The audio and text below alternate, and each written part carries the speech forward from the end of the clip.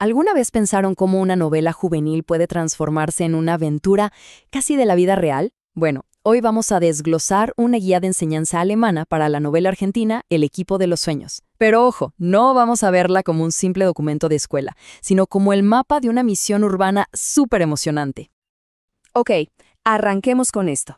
La historia ya nos engancha desde la contratapa con esta idea. No es cualquier pelota. Es una reliquia, nada menos que el origen de una leyenda del fútbol. Y esto, claro, prepara el terreno para el gran objeto de deseo de toda la historia. Pero, aquí viene el giro interesante. Nuestra fuente principal no es la novela en sí, sino, digamos, su manual de instrucciones. Vamos a ver cómo esta guía alemana deconstruye una historia argentina, lo que nos da una perspectiva fascinante de cómo una cultura interpreta y enseña a otra. Para que estemos todos en la misma página, esto es lo que estamos viendo. Las Unterrichtsvorschläge son mucho más que un simple plan de clases, son todo un marco diseñado para ir más allá de la superficie de la historia. Pensemos que es como el guión del director para la película de la novela. Y acá se pone bueno. Lo más interesante es que las metas van mucho más allá de la simple comprensión lectora. Fíjense en ese punto, comprensión intercultural. Ese es el corazón de la guía. Es un intento, desde Alemania, por explicar las realidades sociales de Argentina, buscando que se desarrolle empatía y pensamiento crítico sobre la amistad, el conflicto, la violencia. No se trata solo de entender un texto. Bien, toda buena misión necesita un equipo. Aquí empieza la preparación, donde conocemos al protagonista, Ariel, y a su grupo de amigos, que se hacen llamar, claro, el equipo de los sueños. Esta tabla, que sale directo de las hojas de trabajo de la guía, nos da una foto rápida del grupo. Tenemos a Ezequiel, que es pura fuerza, a Carolina y Pablo, los cerebritos del equipo, cada uno a su manera, y a Pinocho, otro de los fuertes del grupo. Esta dinámica va a ser clave para todo lo que se les viene encima.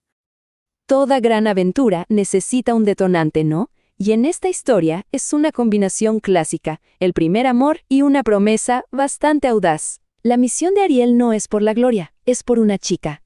Aquí es donde todo se conecta. La misión de recuperar esta pelota legendaria es también una misión para impresionar a Pato. Y esto lo va a llevar directo a Villa Fiorito, el lugar donde nació Maradona y también el escenario de su propia gran prueba. Esto muestra de una forma brillante cómo la guía logra que un concepto tan abstracto como el amor se vuelva algo tangible. En vez de solo leer sobre lo que siente Ariel, a los estudiantes se les pide que actúen sus sentimientos, que los analicen y al final que los expresen ellos mismos. Y esta es la pregunta del millón, ¿no? ¿Cómo se puede enseñar algo tan personal, tan complejo como el primer amor dentro de un salón de clases? La respuesta es a través de la acción. Al pedirles a los estudiantes que escriban esa carta de amor, la guía los obliga a ponerse en los zapatos de Ariel, a pensar en qué lo motiva, en su arrepentimiento, en su esperanza. Es un ejercicio de empatía que va mucho más allá de simplemente memorizar vocabulario. Y ahora sí, nos metemos en el clímax.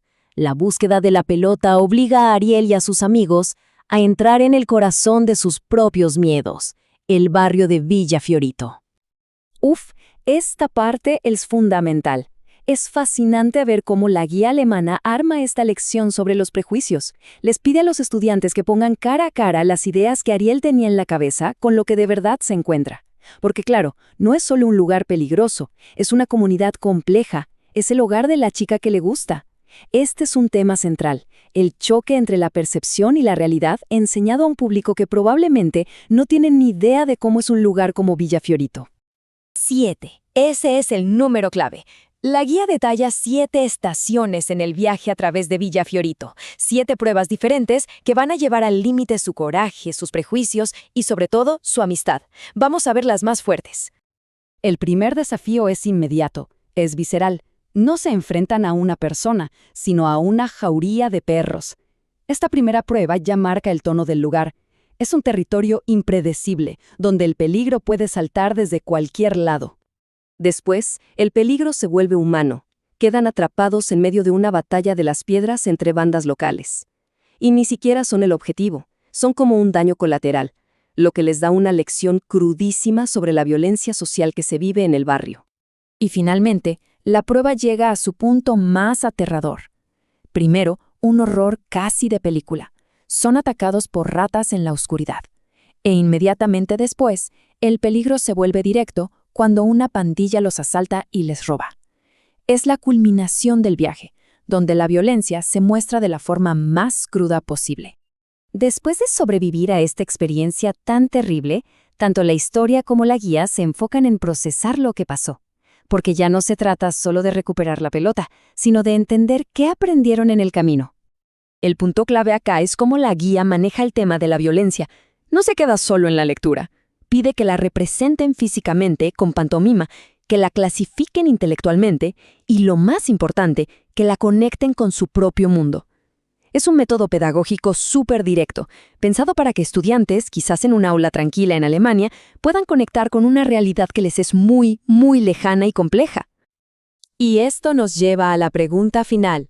La novela se llama El equipo de los sueños, pero después de todo lo que vivieron, el significado de ese título cambia por completo. Y esta es la gran revelación. El fútbol es solo el telón de fondo. El verdadero equipo de los sueños es este grupo de amigos que se metió en la boca del lobo uno por el otro y salieron más fuertes. La prueba no era ganar un partido, era sobrevivir juntos.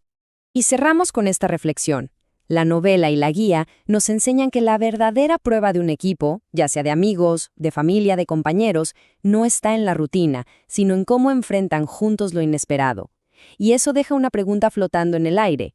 ¿Cuál es esa misión que revela la verdadera fortaleza de nuestros lazos?